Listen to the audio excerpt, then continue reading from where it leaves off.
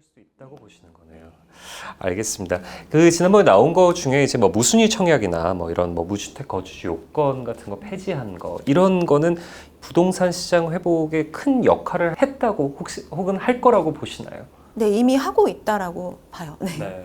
지금 사실 작년부터 좀 이슈가 됐던 둔촌주공의 그렇죠. 청약 이 계약률도 보면은 이런 이제 전매 제도라던가 이런 것들이 좀 완화되면서 많이 영향을 미쳤다라고 보잖아요. 네네. 네, 그리고 최근에 뭐 영등포나 이런 지역들의 이제 청약 경쟁률도 그렇고 이런 좀 지역을 넓히고 그리고 청약받을 수 있는 수요를 넓히면서 조금 이런 부분들을 완화한 게 좋은 입지나 이런 부분들에는 굉장히 큰 기여를 하고 있다라고 이제 보여집니다. 알겠습니다. 그런데 이게 저도 사실 좀 놀랐는데 최근에 청약통장 가입자 수가 7개월 만에 86만 명이 감소했다고 하더라고요. 정말 사실 그 인원이 청약에 돼서 감소한 게 절대로 아닐 텐데 이거 뭐 좀 어떻게 보세요? 뭐 앞으로 청약통장 어떻게 가져가야 될까요? 네, 일단 청약통장 저는 아직 계속 갖고 있긴 한데 네. 그걸 해지한 이유가 두 가지일 거 아니에요. 청약통장 쓸 필요가 없다라고 네. 판단하거나 아니면 그냥 두기에는 이 금리가 좀 아깝다라고 생각하는 거일 텐데 청약통장 기준금리가 1.8% 정도 이제 전후 왔다 갔다 하더라고요. 근데 지금 예적금 금리가 굉장히 높은데 그렇죠. 거기에다가 목돈을 두고 있는 게 좀 아까워서 해지하는 경우들이 많이 있을 것 같고요. 그리고 또 하나는 이제 지금 로또 청약이 옛말처럼 지금 완전 청약 시장이 얼어붙어서 쓸 일이 없다라고 생각하시는 분들 계시는데 모르겠어요. 저는 과거의 경험상 그래도 이게 또 청약이 어려워지는 시기가 오거든요. 네. 그럴 때는 가점의 보유기간이나 이런 것들이 포함이 되기 때문에 그때 또 아쉬울 수 있어서 이게 급한 경우가 아니라면은 이제 좀 이렇게 그냥 유지하는 거를 추천을 좀 드리고는 싶어요. 어쨌든 청약통장 유지해야 된다. 청약의 시대가 도래할 수 있는 거네요. 그렇죠. 네. 뭐 이제 계속 이제 무주택자 분들이 들으셔도 충분히 이제 뭔가 공감될 만한 말씀 많이 해주셨는데 이 무주택자들에게도 기회가 다시 찾아올 거라고 혹시 보실까요? 네, 무주택자는 지금부터 좀 기회라고 봐야 될 것 같습니다. 지금부터 기회다. 네. 가격이 초반에 말씀드린 것처럼 올랐던 2년 동안 오른 거 이상으로 지금 가격이 하락을 했거든요. 네. 그래서 과거에 비해서는 가격 경쟁률이 굉장히 있는 편이고 지금 매물도 굉장히 많이 있고 매수 우위 시장이기 때문에 지금부터 보는 거는 굉장히 추천을 드리고요. 다만 지금 아직까지도 이 하락의 끝이 어딘지는 누구도 예측할 수 없는 시기입니다. 그렇죠. 네, 감히 정말 예측할 수 없거든요. 이게 금리나 지금 뭐 이런 원자재 이런 것들 거시경제 부분이 가장 영향을 미치는 거라서 이게 좀 완결이 돼야 이제 주택 시장도 살아날 수가 있는데 그 끝을 모르기 때문에 금매 위주로 좀 살펴보셔야 될 것 같아요. 네. 그래서 최근에 경매 시장도 물건은 늘어나고 있는데 아직까지 낙찰률은 높지 않은 상황이거든요. 네. 그래서 좀 저렴하게 살 수 있는 방법이 경매나 금매잖아요. 그래서 좋아하는 좀 단지를 찍어 놓으시고 좀 살펴보시면서 당장 매입하진 않겠지만 정말 이 정도 가격이면 괜찮다 싶을 정도로 네. 금매가 간혹 나오니까 그런 것들은 지금이나 뭐 향후에 매입하는 것도 좋은 시기가 이제 왔다라고 볼 수 있을 것 같아요. 근데 이제 아까 말씀해 주셨던 것처럼 이제 4억을 빌리려면 월에 200씩은 대출 맞습니다. 이자가 나가야 되는 상황이니까 실탄을 모으는 것도 되게 중요하겠네요. 맞아요. 그래서 그런 또 관점에서는 청약이 또 좋을 수 있는 거겠죠. 좀 분납을 할 수 있으니까. 네. 네. 그러면 역시나 청약통장도 반드시 갖고 있어야겠네요. 네, 그래서 줍줍 같은 것도 좀 나올 예정이긴 해서 지금 뭐 청년들 같은 경우에는 이제 그 자산 규모가 크지 않기 때문에 네. 중도금 대출 분납할 수 있는 그런 미분양들 지켜보시면서 줍줍 한번 보시는 거 좋을 것 같아요. 줍줍의 기회도 열심히 노려봐야겠네요. 알겠습니다. 최근에 사실 작년 하반기만큼 전월세 시장이 이렇게 좀 이상하고 이렇게 요동친 경향이 없었던 것 같은데 좀 어떻게 평가하세요? 그러니까요. 이게 뭐 임대차 3법부터 이 전월세 시장이 좀 꼬였던 것 같아요. 네. 지금 이제 매매도 많이 하락했지만 전세 가격이 더 빠르게 지금 하락하고 있어서 많은 집주인들은 보증금 걱정하시고 전세 사시는 분들은 월세를 해야 되냐 이렇게 고민도 하시는 상황인데 보통 전월세 거래가 50만 호 전후로 거래가 꾸준히 되거든요. 네. 전월세 시장은 뭐 투자 이런 목적이 아예 없으니까 그렇죠. 실수요는 꾸준하잖아요. 네. 근데 그게 뭐 2019년, 20년에 조금 늘어나긴 했지만 작년 1, 2분기 때 좀 많이 늘어났어요. 뭐 60만 호, 80만 호까지도 전월세 거래가 늘었는데 네. 이거는 이제 매매 수요가 없어지니까 그게 전월세 시장으로 또 다시 좀 돌아갔다라고도 평가할 수 있거든요. 네. 그래서 올해도 전월세 거래는 계속해서 늘어날 가능성이 높을 것 같고요. 특히나 지금 전세에서 월세로 전환 전환하는 수요들도 굉장히 많잖아요.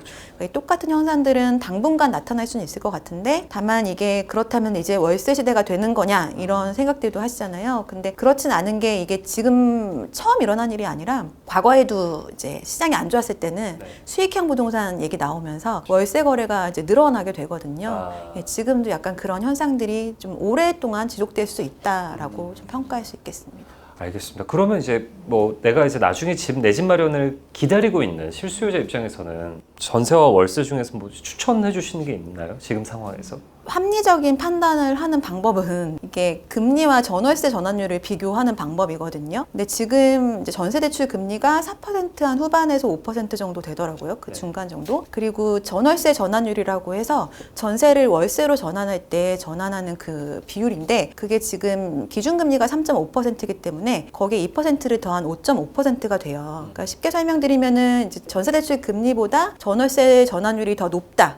그러면은 전세를 월세로 전환할 때 내는 비용이 더 높기 때문에 대출을 받아서 그냥 전세를 살면서 이자를 내는 게 더 유리하거든요. 근데 지금이 그런 상황이라서 지금 당장은 전세가 더 유리한 상황이긴 해요. 근데 이게 둘 다 금리랑 좀 연동이 되는 거잖아요. 전세 대출 금리도 언제든지 또 올라갈 수 있는 거고 기준금리 올라가면 또 전월세 전환율도 올라가는 거라서 조금 변동이 있긴 한데요. 다만 저는 이게 전세가 임대차 3법으로 인해서 4년간 정도는 안정적으로 거주를 할 수가 있게 되잖아요. 월세도 마찬가지고요. 근데 금리 인상이 4년 후에도 지금처럼 이렇게 높을까라고 생각해 보면 사실 좀 안정될 가능성이 높다라고는 봐서 전세를 지금 선택하는 게 조금 유리하지 않을까 생각하고는 있어요. 아, 알겠습니다. 최근에 뭐 역전세난도 되게 심했잖아요. 이게 뭐 월세 선호 현상 그러면 아까 말씀하셨던 것처럼 수석님께서는 지금 전세를 유지하는 게 혹은 전세와 월세 중에 전세를 선택하는 게 더 낫다고 생각을 한다고 말씀해 주셨지만 이 월세 선호 현상은 그래도 당분간은 좀 지속이 될 거라고 보실까요? 네, 이게 제가 아까 말씀드린 건 정말 이게 수익적인 측면에서만 합리적인 판단을 하는 걸 말씀드린 건데 사실은 지금은 또 다양한 요인들이 존재합니다. 아시는 것처럼 작년부터 전세 사기 얘기 너무 많이 나왔잖아요. 그래서 그냥 합리적인 판단이 아니라 나 무조건 싫어 이런 분들이 많이 계시거든요. 특히 이제 아예 저가 뭐 빌라나 이런 곳들 그 전세 보증금을 받지 못할 것 같은 분들은 그냥 무조건 월세를 선택하시는 분들이 많아서 이런 분들은 계속해서 월세를 선호하실 가능성이 좀 높을 것 같고요. 그리고 아예 좀 양극화돼서 아예 좀 고가 월세들 고가 월세는 수요가 뭐 고액 자산가나 아니면 고소득자들이 될 수 있잖아요. 아니면 외국인들 뭐 이런 분들인데 이런 분들은 세금의 영향 때문에 그냥 월세를 지불하는 게 더 유리할 수 있거든요. 뭐 법인에서 비용을 지불한다거나 주택수를 계속 늘리면은 세금적으로 불리하니까 그냥 뭐 주택은 한 채 두고 월세로 그냥 본인은 거주한다거나 이런 수요들이 꾸준하게 있고 또 그런 층도 늘어나고는 있습니다. 그래서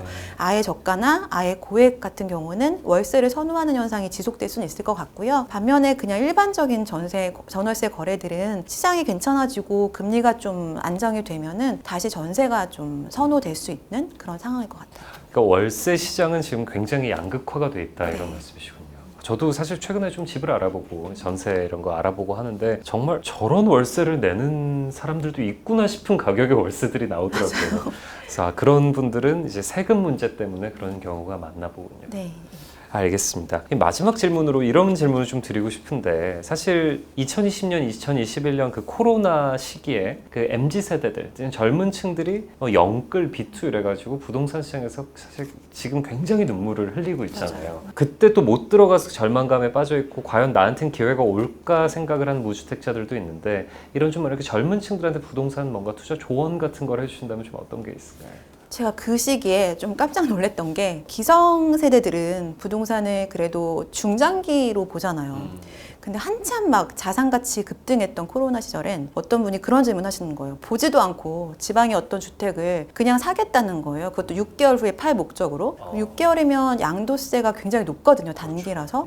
그럼에도 불구하고 이걸 사겠냐라고 했더니 그냥 이제 소위 갭 투자를 하려고 했던 건데 그냥 6개월 동안 갖고 있느니 이렇게 하면은 뭐 차익이 얼마가 날 거니까 세금을 내더라도 아무것도 안 하는 것보다 낫다라고 하는 거예요. 그러니까 황금성이 좀 좋으면서 안전자산인 부동산을 그냥 주식이나 비트코인처럼 생각하는 경향들이 그때는 있었어요.